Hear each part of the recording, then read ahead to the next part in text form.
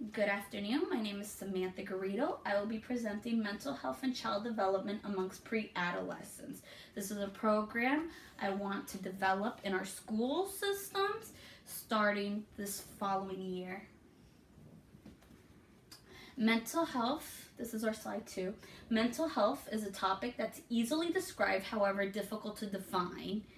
It's something that we regularly describe as sad, happy emotions. However, there's a deeper meaning to it. According to the U.S. Department of Health and Human Services, mental health is our emotional, psychological, social well-being. It affects how we think, feel, and act. It helps determine how we handle stress related to others and making choices. In other words, this is something that affects how we act on a daily basis. Slide 3. Factors that affect an individual is family history, life experiences, and biologic factors. Family history is if a mother, a father, a sibling, most commonly seen in twins, have a mental illness, it increases the percentage of the child related to the individual to have a mental illness as well. Life experiences, since we are in a school setting, we're going to be looking at neglect, potentially the child's needs not being met, being ignored, all things that would affect a child to developing mental illness. The last one is biological factors such as gene and brain chemistry. So anything that alters the brain chemistry. One of the common things is in the past we had leads in our paints, and these leads led to toxics in the body of a child, altering their brain chemistry, leading to mental retardation. Slide 4. The most common mental illnesses disorders in pre-adolescents and adolescents is depression, anxiety, eating disorder, and attention deficit hyperdisorder. Depression is now a very common topic in schools. You might see a lot of letters going out currently because of the new TV show 13 Reasons Why. A child was depressed, committed suicide, so this is bringing a lot of awareness. However, it's also bringing a lot of popularity to it that we have to be looking out for. Slide 5 are the 2 theories I'm taking in consideration in this program. The biological theory is, as stated, it's one of the factors that lead into mental illnesses. And then social theory, which is that mental illnesses is caused by social values. This is very common. We hear about it all the time. The female sees this perfect model in magazines, and she wants to have this perfect body. She turns into eating disorders, not eating, so she could achieve this body that's photoshopped. However, they're not aware of this at the moment. Other social theories, bringing back to 13 Reasons Why, this increased popularity in suicide because of this TV show. It's social values currently. My mission in this program is to improve understanding of mental illnesses during the pre-adolescence and adolescence years, as well as providing education for individuals to identify mental illnesses during its earliest stage. One of the common things that we need to know is the earliest that we could notice this person is suffering from mental illness, the soonest we could give them the treatment that they need. Not finding it at its earliest could lead to serious consequences. So this is one of my biggest, we need to learn. We have to watch for the signs. Sometimes it's not playing out for us to see. Sometimes it's little signs that we need to keep in mind. Slide 7.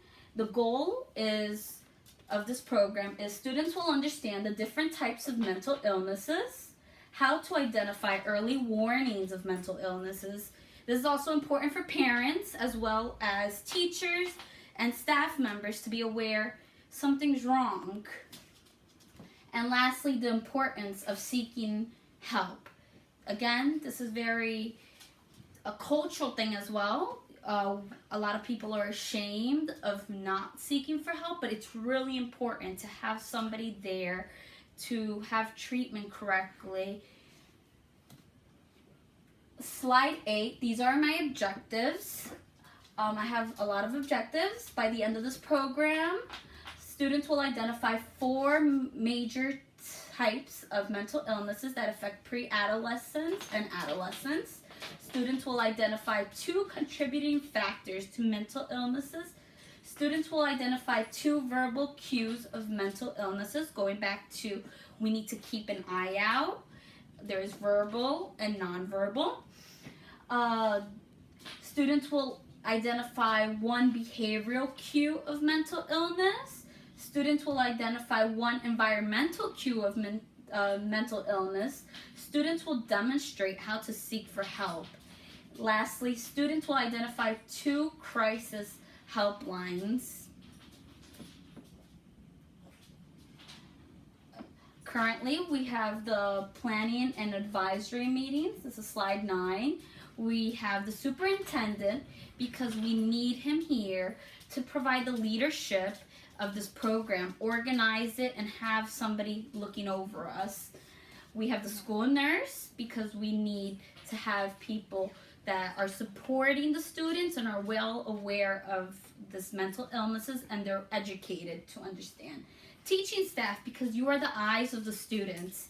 You will be there closest to the students, and the students more likely will come to you in case of them feeling depressed, not feeling well.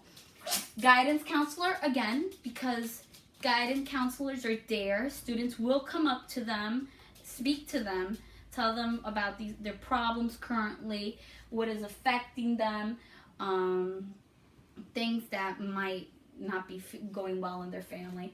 Parents, because we need to have as well eyes inside the schools and outside the schools. It's important that we have eyes on both ends. Sometimes you will not see it in schools, but they might be a change in how they come home. They might go to sleep early. They might have lack of appetite. They might not be behaving their normal selves, and parents are the ones that will understand my child is not acting the same as they usually do. School physicians, because they will be able to provide their medical expertise, do the correct referrals, have the educational knowledge needed. And lastly, the Mental Health Association of New Jersey, because outside sources will provide us with outside insights about different schools are providing this. Is there something different that we could do? Is there something that we're not doing correctly? Is there something that they have learned that could affect us better and improve our outcome, which is our number 1 thing here. We want the best outcome for our students. Slide number 10. These are going to be the 3 following strategies I'm taking on in this program. I'm looking for activity 1. The strategy 1 is educating our students. The best way to prevent is by educating. So we need to educate our students. We need to hold mental health presentations, whether it's in their gym class, whether it's in their health class, whether it's maybe a quick conversation the teachers have been able to bring into their current topic that they're teaching. Activity 2 is having outside speakers, because it brings an outside perspective into these disorders. If we bring somebody that might have suffered from mental illness and is now saying we need to fight this, it gives them the perspective of I'm not the only one. And lastly, raising awareness on Mental Health Month. So right now, if we're outside, we could see a lot of pink ribbons. They're bringing up attention. Everybody's understanding, oh, this is for mammograms. We want the same thing here. We need to bring attention to Mental Health Month. Many of us have not even heard this. So it's something that we have to bring up. Educating staff. So this is my slide number 11. This is strategy 2. Because not only are we going to educate students, we have to educate staff. We need to educate them not on what mental illness is and how to seek help. We need to educate them the supplies that they need to combat, to help if a student comes up to them, what can I do? They have to guide them the correct way. As well as watching out, they need to watch out.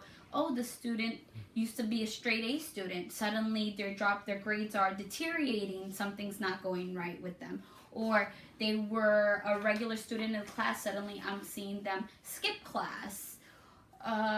They're looking depressed. They're sleeping in class. Things that we're going to be monitoring for. We need to set up and announce clear goals. This is important because when we do, we might have one goal written in paper. However, we need to come to an agreement. These are our goals. We understand the set goal. This is what we're trying to achieve. When we all are on the same page, we're more likely to have these goals achieved together. Provide handouts of warning signs for early detections. We are not all educated, and we need to be aware of what are the signs, and we need to have this handy. Number 4, allow feedback from staff. So I will allow you to judge how the program's going. Do you see improvement? Developing, and this is slide 12, strategy 3, developing well-trained workforce to address the needs of the students. So we need to have mandated in-service, we need to have guest speakers to provide outside information, and we need to allow for role-playing to learn how to address the needs. As teacher on teacher. One teacher could pretend to be the student, one teacher could pretend to be the staff member, and see how they could talk to students. When a student comes up to you, it's not going to be easy. So it's something we're going to have to practice, whether you're practicing at home in the mirror or you're practicing amongst another member of the school. This is slide number 13. This is the timeline. I'm hoping to start this program in August and end it in June. Now, it leaves for flexibility amongst it. However, in case of snow days, there needs to be adjustments to it. When this is going to be our first time in the program, there might be changes to it, but hopefully we could achieve the best outcome with this timeline. Following year, if there's any changes that we could provide, we will provide it to accommodate the best timeline. At the end of this presentation, I will provide you guys with a hand copy with the timelines and better description of it. This is our budgeting. I'm looking at 3 grants, a fundraiser, and some money from the Board of Education. The fundraisers will be the students. They could do selling cookies, car washes, and the grants will be written in, and depending on how much they provide for us, we will accommodate this program. This is slide 15. This is planning. The process of evaluation is going to be conducting a survey to see how many students are exhibiting signs and symptoms and how many are receiving care. This is slide 16. The impact evaluation will be conducting pre and post to see the difference of knowledge, conducting an exit ticket to have a understanding of what you guys think of the program, and the outcome evaluation will be at the end of the program. This will tell us if we will redo the program and to see if there's been an increase of seeking help from students. This is slide 17. These are my references where I received everything. This is the end of my presentation. I want to leave open if anybody has any questions. At the beginning of your presentation, I heard that you said that mental illness is most common in twins. Why is that? The problem is it's genetics. It's, as I stated, it's biological. Now, this is something that I'll have a specialist come in and speak to us about, hopefully. However, from my understanding, it has to do a lot with cellular development. They come from the same egg and they split. And this is why it's more common. No, the hotlines. Is there any hotlines that they could call in the school? Do they have these out for the students? This is what I'm trying to do when we do have these presentations for the students. I want to be able to provide papers and handouts. However, at the end of everything, when we do have these mental programs people coming in, they will be able to provide magnets for their refrigerators and potentially cards in case of it. However, it's going to be all when we educate the students.